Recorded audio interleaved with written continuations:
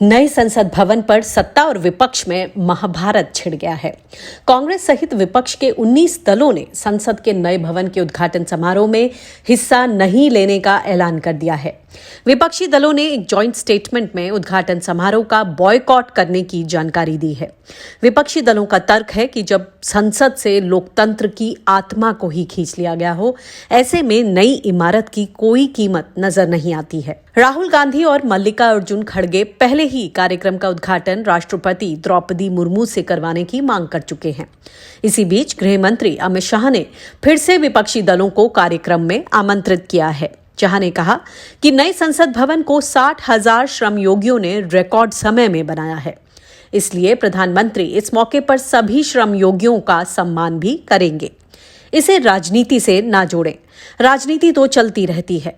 हमने सबको आमंत्रित किया है। हमारी इच्छा है कि सभी इस कार्यक्रम में हिस्सा लें। कांग्रेस, टीएमसी, आप, DMK, NCP, RJD, JDU, Sapa, Uddhav Thackeray की शिवसेना, सीपीआई और जेएमएम ने बहिष्कार किया है। इसके अलावा ओवैसी, केरला कांग्रेस मनी, रालोद, सीपीएम, नेशनल कॉन्फ्रेंस जैसे दल भी कार्यक्रम में हिस्सा नहीं लेंगे। वहीं संजय राउत का कहना है कि हमारी संसद ऐतिहासिक है, वह अभी 100 साल चल सकती है। इसे बनाने में आरएसएस और भाजपा का कोई हाथ नहीं है। अब नई इमारत बनकर उसमें शिला लगाई जाएगी कि उसका उद्घाटन प्रधानमंत्री मोदी ने किया है।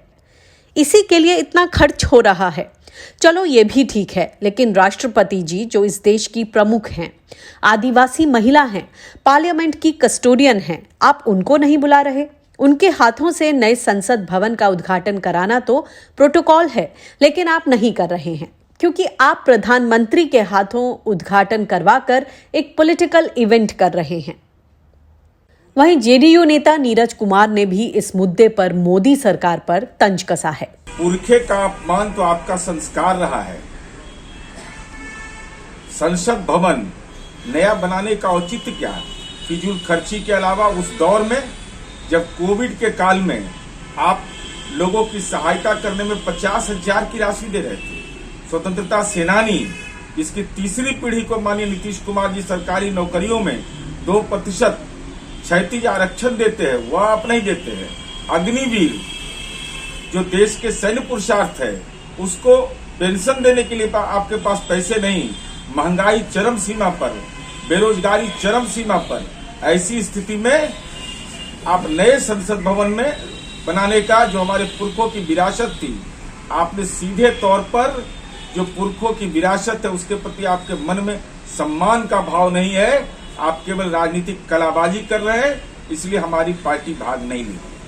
वहीं आरजेडी प्रवक्ता मनोज झा ने कहा कि नए संसद भवन का उद्घाटन महामहिम राष्ट्रपति को करना चाहिए, लेकिन जब ये बात नहीं सुनी गई तो विपक्षी दलों ने अपना विरोध जताया। देखिए, बीते कुछ दिनों में जब से हमें ये पता चला कि प्रधानमंत्री जी स्वयं ही नई पार्लियामेंट्री बिल्डिंग का इनॉग्रेशन करेंगे, तो हम सब ने सलाह दी, सुझाव दिए, अपना पक्ष रखा कि ये जो संवैधानिक व्यवस्था है पार्लियामेंट को लेकर के, जहाँ महामहिम को माननीय राष्ट्रपति महोदया को ये इनॉग्रेशन करना चाहिए था, क्योंकि ये परंपरा के अनुकूल होता, रवायतों के अनुकूल होता, संविधान सर्वोपरि है इस भावना की पुष्टि होती। लेकिन प्रधानमंत्री जी की अपनी चॉइस है, कहाँ सुनते हैं लोगों की।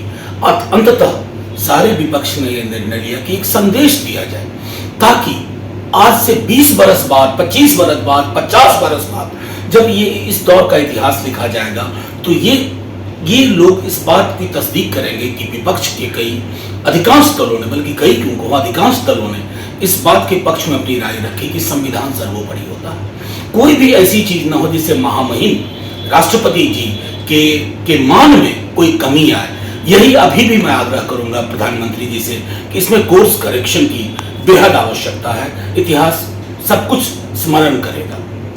संसद के नए भवन पर सत्ता और विपक्ष के अपने अपने तर्क हैं, लेकिन लोकतंत्र की मजबूती के लिए इस कार्यक्रम में विपक्षी दलों को भी शामिल होना चाहिए, क्योंकि संसद का नया भवन लोकतंत्र की साझी विरासत और शक्ति का प्रतीक है। Bureau report, Q vibe network.